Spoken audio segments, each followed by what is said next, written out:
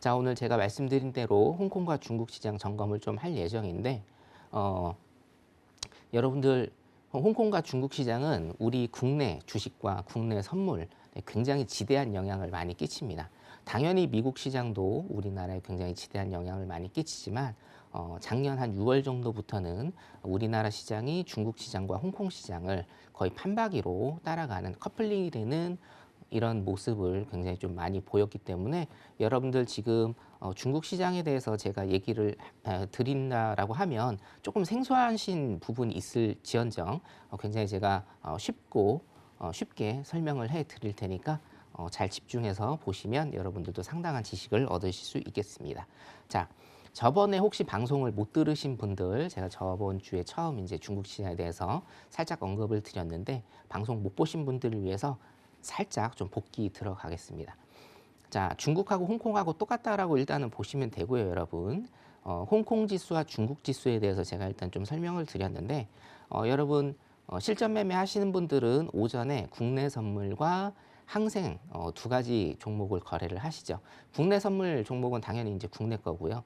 항생 종목은 여러분 홍콩 선물 시장 거죠. 예, 항생 선물이죠. 그래서 항생 지수가 있는데 두 가지로 나뉠 수가 있습니다. 항생 지수와 제가 굉장히 굉장히 저번 주에 강조를 드린 H쉐어가 있습니다. H쉐어는 중국의 본점 소재지를 갖고 있고 순수 중국 자본이 들어간 기업 중에 33개의 종목을 산출한 지수다. 그게 바로 H쉐어라는 지수다. H쉐어는 우리나라뿐만이 아니고 홍콩과 중국의 주요 지수들을 일단은 포함을 하고요. ELS 투자 상품의 기초 자산으로 우리나라에도 굉장히 지대한 영향을 미친다. 그래서 항생을 거래를 하시는 분들은 H쉐어에 대한 개념을 알고 계시고 H쉐어에 대해 공부를 하셔야 된다라고 제가 말씀을 드렸습니다. 자, 홍콩 H지수, H쉐어죠. H쉐어가 연일 하락하면서 굉장히 투자에 ELS 투자하신 분들이 손해를 많이 보셨다라는 이런 내용 제가 소개를 좀 해드렸고요. H쉐어라는 걸 알고만 있어도 이런 투자 실패는 아마 없으셨을 거라고 제가 일단 저번 주에 말씀을 드렸고요. 자, 중국 정부의 산업 규제 저번 주에 하다가 끝맺음을 못했습니다. 자, 지금 중국 같은 경우에는 플랫폼 기업이라고 하는 예를 들면 우리 텐센트 그리고 여러분들 잘 알고 계시는 알리바바 기업 같은 이런 플랫폼 기업들이 정말 굉장한 확장을 했었죠. 하고 있고 근데 이 플랫폼 기업들이 제가 조금 이따가 설명을 드릴 테지만 사실은 굉장히 무질서한 확장을 했습니다. 무질서한 이런 확장을 했어요. 예를 들어서 개인 DB를 다른 용도로 쓴다라거나 아니면 개인 간의 차등을 둔다라거나 이런 무질서한 확장을 했기 때문에 사실상 중국 정부에서는 이런 기업들에 대해서 규제를 굉장히 좀 심하게 하고 있다. 2020년 말부터 굉장히 심하게 규제를 들어갔고요.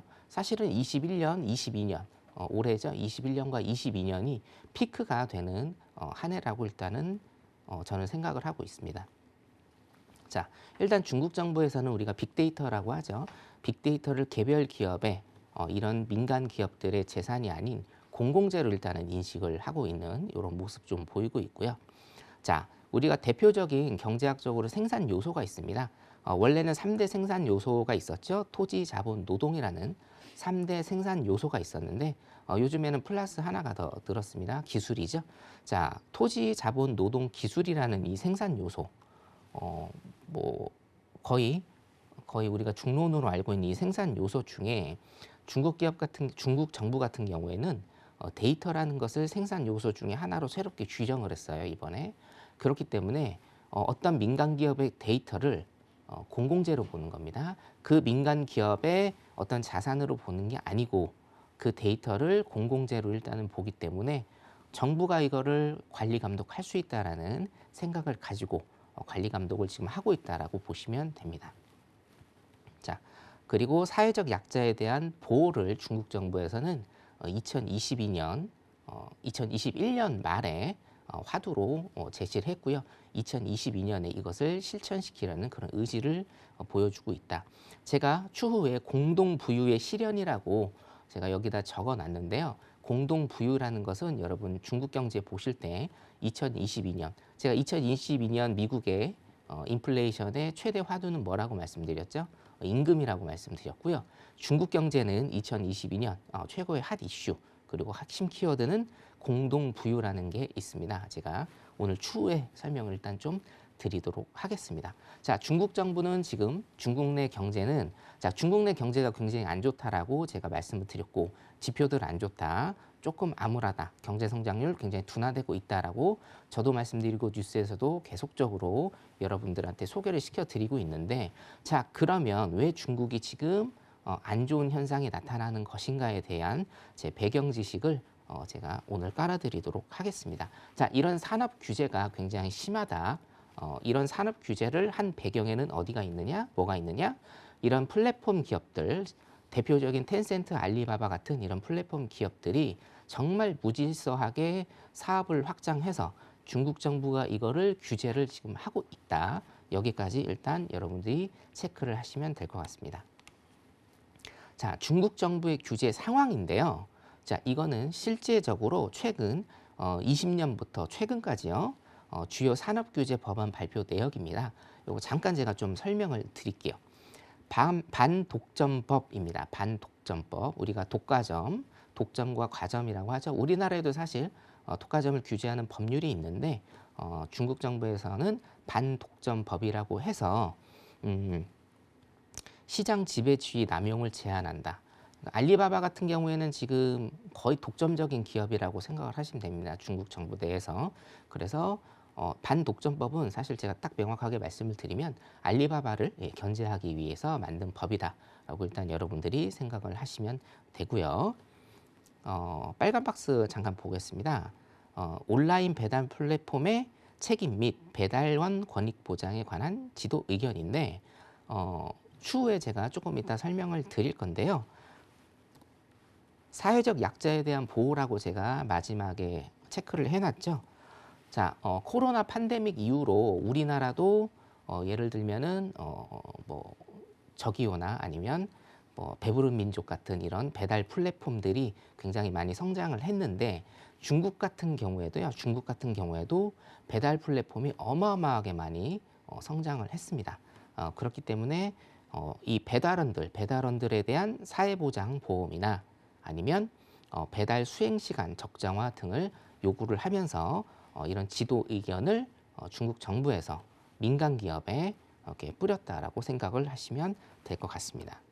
자, 그 다음에 중요한 게 데이터 보안법하고 개인정보 보호법인데요. 제가 말씀드렸다시피 자, 국가의 데이터 주권을 정립한다라는 내용입니다. 그러니까 예를 들어서 민간 기업에서 우리나라도 마찬가지죠. 여러분들이 어떤 사이트에 가입을 하신다라고 하면 플랫폼 사이트에 가입을 한다라고 하면 필수 항목을 체크하는 란이 있고 선택 항목에서 뭐 내 정보를 아니면 타사에 정보 제공을 해도 되겠느냐 안 되겠느냐라고 선택에 체크를 하는 란이 있지 않습니까? 인터넷 사용하다 보면요. 자, 그건데요. 그것은 이 데이터가 어디로 들어갑니까? 그것을 물어본 민간 기업에서 그 데이터를 보관하고 관리를 하게 되는데 중국 정부 같은 경우에는 이 데이터도 국가가 관리를 한다라는 그런 관점을 가지고 있습니다. 그래서 데이터 보안법 21년 6월 달에 발효가 된 거고요. 자, 21년 8월 달에도 개인정보 보호법이라고 우리나라랑 똑같은 법이 만들어졌습니다. 자, 이게 좀 중요한데요. 빅데이터 알고리즘을 통한 거래 조건 차별, 맞춤 광고 금지 등등인데 이거를 제가 굉장히 좀 쉽게 설명을 해 드릴게요. 예를 들어서 제 옆에 이제 앵커님이 계신데 예를 들어서 앵커님이 굉장히 부자시고요. 부자시고 감사합니다. 제가 중산층이라고 할게요. 그냥 네, 예, 기분이라도 중산층인데 좋네요. 네. 만약에 보험회사에 보험을 가입한다. 근데 똑같은 예. 로직이다라고 했을 때 보험료를 원래 20만 원 내야 되는 게 정상이겠죠? 네. 예, 똑같은 폼이라고 하면 자, 그런데 이런 빅테크 기업, 플랫폼 기업들이 네. 개인 정보를 가지고 가서 이 사람이 잘 사는지 못 사는지에 대해서 분석을 합니다. 네. 그래서 앵커님이 만약에 부자다라고 하면 보험료를 100만 원 내게 하고, 제가 만약에 중산층이다라고 하면 보험료를 10만 원만 내게 합니다. 이렇게 영업을 해요. 네. 예, 실제로 중국에서는 이런 일들 때문에 네. 제가 아까 설명드린 대로 여기 첫 예, 장 조사하면 다 보시면, 나오나 봐요. 네, 음. 플랫폼 기업의 무질서한 확장이라고 제가 메인 타이틀을 걸어드렸는데 네. 이런 겁니다. 이런 게 실제로 지금 일어나고 있고 일어났었기 때문에 중국 정부에서는 일단은 이거를 제재를 해야 된다. 사실상 여기까지만 보면 중국 정부에서 잘 하고 있는 거죠. 자, 제가 결론적으로 말씀드리면 여기까지는 잘 하고 있는 건데요. 조금 도가 지나칩니다. 일단 과유불급이라고 하죠. 항상 도가 지나치면 문제가 되는 겁니다. 자, 그래서 개인정보보호법 다시 보시면 이런 빅데이터 알고리즘을 통한 거래 조건 차별. 앵커님과 제 보험의 로직이 같음에도 불구하고 보험료를 차별적으로 받고 있고 또 맞춤 광고를 하고 있습니다. 이 사람이 부자인지 아니면 직업이 뭔지에 따라서 그렇기 때문에 중국 정부가 일단은 규제를 한다. 자, 여기까지는 제가 말씀드린 대로 정상적이지만 이게 조금 도가 지나치다. 이거는 뒤에서 제가 설명을 좀 드리도록 하겠습니다. 자, 이런 상황이 조금 많이 나니까 조금 도가 지나치게 말씀드린 대로 한 게 뭐냐면, 자, 주요 플랫폼 기업의 인수 합병, 해외 증시 및 홍콩 증시 상장 시에 자발적으로 인터넷 보안 심사를 받도록 요구하면서 의견 수렴안이라고 썼는데요. 사실상 이게 강제입니다. 예. 디디추싱 제가 몇 달 전에 말씀을 드렸을 겁니다. 뉴욕 증시에 상장을 했습니다. 2021년 6월에 뉴욕 증시에 상장을 했는데 자진 상폐가 됐죠. 왜냐? 중국 정부의 규제 때문에 자진 상폐를 하게 됐습니다. 자, 이게 바로 제가 설명드린 인터넷 데이터 안전 관리 조례 내용이라고 보시면 되겠습니다. 자, 상황이 이렇다 보니 중국 정부 같은 경우에는 어떠한 일정한 선을 조금 넘었습니다. 자본주의 사회에서 보기에는 조금 일정한 선을 넘었다. 자, 사교육인데요, 여러분. 제가 결론만 일단은 말씀을 드리면 중국 정부에서는요, 중국은요, 지금 학원을 운영을 할 수가 없습니다. 여기 보시면 2021년 4월 달에 뭐가 나타났죠? 자, 숙제를요, 교내에서 해결하도록 했습니다. 이유는 뭐냐면 숙제가 있으면 사교육을 당연히 받겠죠. 과외도 할 수가 있을 것이고 학원도 다닐 수 있는 가능성이 있습니다. 그렇기 때문에 숙제를요, 그냥 교내에서 해결하도록 이렇게 지침을 걸었고요. 그 다음에 의무교육 단계 학생을 위한 학업 사교육 기관의 승인 중단. 그러니까 쉽게 말씀드리면 뭐냐면 의무교육 단계에 있으면 무조건 사교육을 받지 말라는 겁니다. 예, 그리고 사교육 기관의 상장을 통한 자금 조달 금지, 비영리기관 전환입니다. 그러니까 영리기관으로 만들지 말라는 거예요. 우리가 교육 사업을 펼칠 때 돈을 벌지 말라는 겁니다. 따라서 사교육을 굉장히 제한하고 있다. 자, 그 다음에 게임 좋아하시는 우리 시청자분들 계실 건데, 자, 중국은요, 지금 게임을요, 1시간밖에 못 합니다. 주말 및 공휴일 각 1시간으로 미성년자는 게임을 1시간밖에 못 합니다. 요거는 우리 주식하시는 분들은 아마 잘 알고 계실 겁니다. 자, 이런 규제들. 자, 처음에 어떻게 시발점이 됐나요? 데이터를 무분별하게 일단은 사용을 해서 굉장히 크게 사업을 확장을 했는데, 자, 중국 정부에서 자, 이렇게 하면 안 된다라고 규제를 걸었습니다. 자, 거기까지는 좋다 이거예요. 하지만 뭡니까? 좀 도가 지나치게 지금 가고 있다라는 겁니다. 자, 데이터 보안법에 대해서 일단 조금 제가 설명을 드리면, 자, 원론상으로는 이렇습니다. 국내뿐만 아니라 국익을 훼손할 가능성이 있는 국외에서의 데이터 처리 활동까지 광범위하게 규제를 강화한다. 규제라는 것만 여러분들이 좀 아시면 되겠고요. 제가 앞서 말씀드린 대로 뉴욕 증시 상장을 디디추싱이 했죠. 중국 정부의 의사에 반해서 일단은 상장을 했습니다. 상장을 할 수밖에 없는 일단 이유가 좀 있었습니다. 상장을 계속적으로 좀 미루어 왔고, 이제까지 그때까지 상장을 안 하면 투자금의 회수라든가 디디추싱 회사가 굉장히 좀 재무적으로 어려운 지경에 처해 있었기 때문에 일단 6월 달에 먼저 상장을 한 거예요. 그래서 어떻게 됐습니까? 중국 정부에서 디지추싱 회사에 대한 신규 회원 가입을 일체 중단을 시켜 버려서 그 규제 때문에 디지추싱이 제가 저번 달에 말씀드린 대로 뉴욕 시장에서 자진 상패를 하는 이런 모습을 보였다. 자, 그리고 제가 아까 공동부유라는 말씀을 조금 드렸는데요. 중국의 2022년 최고의 키워드라고 볼 수가 있습니다. 혹시 앵커님께서는 공동부유라고 들어보신 적이 있나요? 공동 보유요? 네, 공동부유. 부유요. 네네네, 아, 공동부유. 저는 잘 모르는 네. 단어인 것 같습니다. 아, 예, 그 한자를 보면 굉장히 쉬운데요. 네. 공동으로 잘 살자라는 겁니다. 아, 네. 중국에서 쓰이는 단어인가요? 네네, 중국에서 제가 이따가 좀 말씀을 드릴 건데, 네. 자, 중국에서는요, 경제공작 회의라는 거를 매년 실시를 합니다. 굉장히 좀 사회주의적인 단어긴 하네요. 네네, 공동 그렇죠. 부유. 예, 예. 네. 조금 사회적인 중에 맞습니다. 그래서 경제공작 회의라는 거를 하는데 이건 뭐냐면 페드에서 FOMC처럼 큰 경제, 한 나라의 경제 골조 그리고 중장기적인 정책 방향에 설정을 하는 그런 회의를 하는데 자 여기에서 1년에 한 번씩 하는 이 회의에서 나온 단어들이 굉장히 좀 중요하겠죠. 여기에서 핵심 포인트는 여러분 공동부유입니다. 공동부유. 그래서 2022년 중국 경제의 핵심 키워드라고 일단 여러분들이 보시면 될 것 같고요. 공동부유는 제가 한마디로 딱 말씀을 드리면 다 같이 잘 살자라는 겁니다. 예, 지금까지는 우리나라도 사실은 마찬가지였는데 소위 소득 하위 계층에 관한 제가 아까 그 배달원들의 보험이나 아니면은 배달원들의 그런 이 사회적 지위 향상에 대해서 중국 정부가 법을 만들었다고 제가 말씀을 드렸지 않습니까? 똑같습니다. 사회 소외계층 그리고 저소득계층도 다 같이 잘 살 수 있는 이런 공동으로 부유할 수 있는 경제정책을 쓰자라는 게 2022년 중국의 핵심 키워드라고 보실 수가 있습니다. 자, 3차 분배 유도는 제가 좀 나중에 말씀을 드리고요. 자, 그래서 8월 이후에 이런 주요 플랫폼 기업들이 기부를 굉장히 좀 많이 했어요. 왜냐? 규제가 굉장히 심하고 중국 정부에서 사회적인 책임을 다하라고 이 기업들한테 조금 압박 아닌 압박을 넣습니다.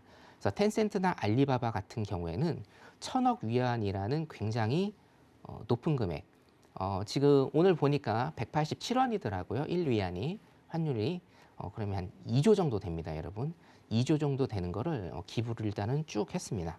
자, 상식적으로 보더라도 1조에서 2조 정도 만약에 아무리 큰 기업이라고 하더라도요. 이렇게 기부를 하게 되면 여러분 주가에 영향이 굉장히 크게 미칠 수밖에 없습니다. 따라서 2021년에는 중국의 주요 플랫폼 기업의 성장세가 굉장히 크게 둔화를 했습니다. 알리바바는요. 지금 3분기 수익이 39.4% 감소를 했고 여기에는 제가 적지 않았지만 2021년 고점 대비 알리바바 같은 경우에는 거의 40% 텐센트입니다. 죄송합니다. 텐센트 같은 경우에는 거의 40% 거의 반토막이 났다. 이렇게 보시면 되겠고요. 메이투안이라고 제가 방금 전에 말씀드린 우리나라 배달 플랫폼입니다. 배달 플랫폼 메이투안이라는 거는 중국에서 배달을 하는 대행 업체 중에 가장 큰 으뜸인 회사인데요. 지금 작년 3분기에 100억 순손실을 기록을 했습니다. 100억 위안입니다, 여러분. 100억이 아니고요. 100억 위안. 여기에다가 곱하기 187원을 하시면 됩니다. 엄청나게 많은 순손실을 기록을 했다. 규제가 이렇게 일단 심하고 기업들의 압박을 주기 때문에 지금 나스닥에 상장돼 있는 여러 기업들은 어떻게 됩니까? 굉장히 호조죠. 굉장히 호조지만 중국 기업들은 굉장히 약세를 면치 못하고 있습니다. 자, 그래서 민간 기업에 대한 이런 데이터 통제 그리고 이런 압박은 사실은 굉장히 엄격합니다. 제가 자료를 찾아보면 유럽연합, EU 유럽연합에 비해서도 굉장히 압박이 굉장히 심하거든요. 그렇기 때문에 굉장히 부정적인 영향을 미치고 있다. 여러분들 중국 시장을 일단은 보실 때 중국 시장을 보실 때 이제는 중국 시장에 관한 얘기가 나와도 이런 규제 때문에 지금 중국이 굉장히 어려운 상태고 중국 같은 경우에는 이 규제를 계속 뿌리면서 경제를 또 살려야 되기 때문에 나온 지준율 인하라든가 대출금리 인하 이런 것들을 계속 활용을 하면서 규제는 규제대로 놔두고 경제는 살리려고 하는 이런 정책을 일단 쓰고 있다라고 여러분들이 알고 계시면 되겠고요. 하지만 가장 중요한 것은 제가 말씀드린 대로 항생을 좀 예로 들겠습니다. 항생 같은 경우는 지난 6월 동안 대세 하락장이고 반등이 나올 때는 제가 기술적 반등으로만 보셔라라고 지금 반년 이상 계속적으로 말씀을 드리고 있죠. 이게 이 이유 때문이라고 여러분들이 인지를 하시면 됩니다. 굉장히 심한 규제를 지금 하고 있고요. 저희는 조금 이해가 안 될 수가 있어요. 예를 들어서 뭐 삼성이나 LG 같은 기업들을 우리는 살리기 위해서 조금 눈 감아 주는 것도 있기는 한데 알리바바나 텐센트처럼 미국을 지금 주도적으로 이끌고 있는 기업들에게까지 이런 규제를 가하고 있다. 그래서 어떤 유리장벽, 유리막을 지금 통과를 못하고 있는 중국 경제다. 그럼에도 불구하고 조그만 어떤 경제 정책을 써서 부양을 하려고 하는 노력을 보이고 있는데 사실은 그 조그만 그 경제 정책을 써서는 이거는 해결이 안 되고 일단 2022년에도 중국 경제는 암울해질 수 있다라고 여러분들이 좀 이해를 하시면 될 것 같습니다. 네, 오늘 중국 시장은 여기까지 보도록 하겠습니다.